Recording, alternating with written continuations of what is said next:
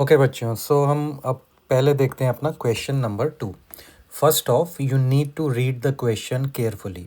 As long as you reading the question carefully, I think you have won the half of the battle. हमें सबसे पहले question को अच्छे तरीके से पढ़ना है और पढ़ने के बाद उसे समझना है. जब हम क्वेश्चन को समझ जाते हैं तो उसका आंसर देने में बहुत बहुत ही ज़्यादा आसानी हो जाती है. ठीक है, तो अगर आप क्वेश्चन पढ़ें तो बोल रहा है कि on comparing the ratios a1 upon a2, b1 upon b2 and c1 upon c2, find out whether the lines representing the following pairs of linear equations will intersect at a point or are parallel or are coincident. Right, तो हमें पता है कि अगर हम pair of linear equations को solve करते हैं विद ग्राफिकल मेथड, तो ये each equation will form a line on the graph. तो हमें पता लगाना है कि जो दो लाइन फॉर्म होंगी इन दो इक्वेशन से वो आपस में काटेंगी या आपस में ओवरलैप होके एक दूसरे के ऊपर इस तरह से ओवरलैप होंगी या फिर पैरेलल लाइंस होंगी. राइट, तो इसको अगर आपको रिमेंबर हो, हमने प्रीवियस क्लासेस में पढ़ा हुआ है कि हम इन इक्वेशंस को इस तरह जेनरिक फॉर्म में लिख सकते हैं. Right, a1x plus b1y plus c1 equals 0, a2x plus b2y plus c2 equals 0. Each pair of linear equation can be written and compared with these generic equations. तो अगर हम इसे देखें तो हमने पहले क्या पढ़ा था कि अगर a1 upon a2 is not equals to b1 upon b2, a1 a2 का जो रेशो है वो b1 b2 के रेशो के इक्वल नहीं है, that means the pair of linear equations are consistent. Consistent means they will definitely intersect at a point, right?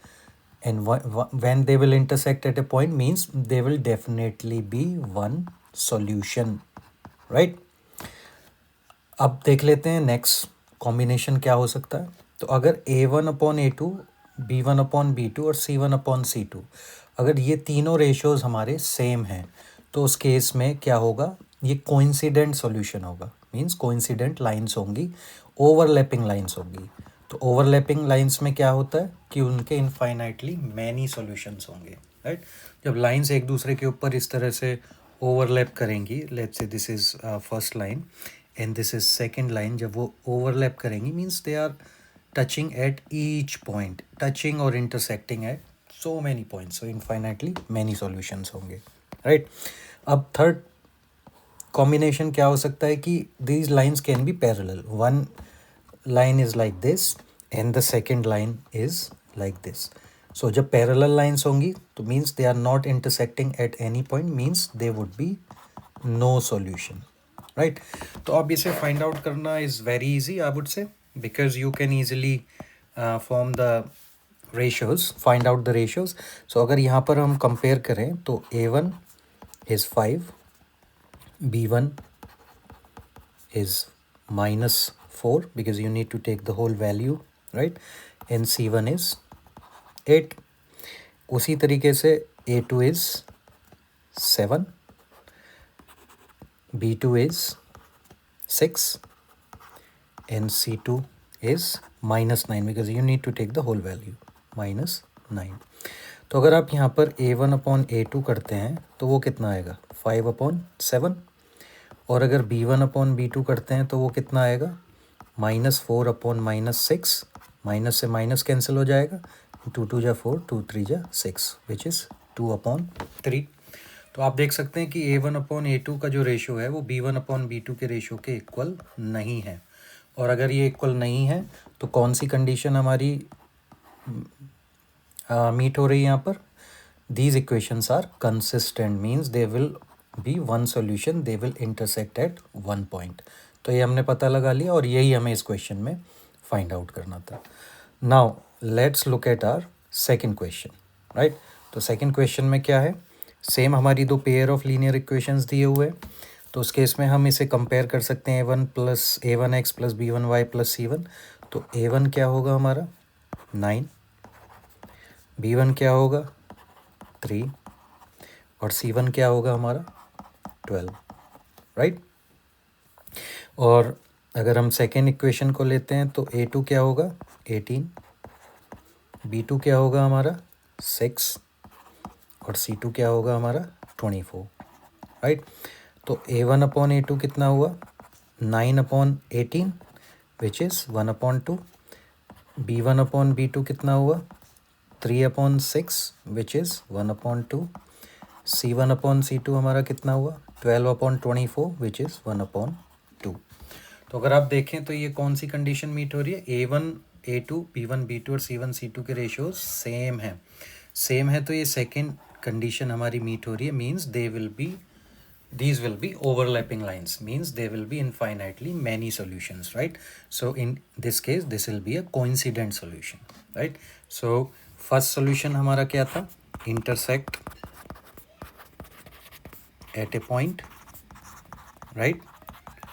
Second pair of linear equations would be coincident, means there will be infinitely many solutions. Now let's figure out our third equation, right? Third pair of linear equations. तो third pair of linear equations में अगर आप देखें तो let's compare the first equation. So A1 is 6 and let's say B1 is -3 and C1 is 10. उसी तरीके से A2 is 2 in the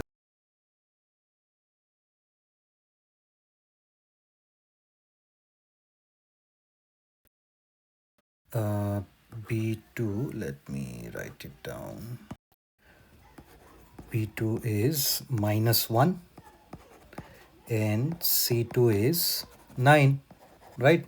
So A1 upon A2 is 6/2 which is 3/1.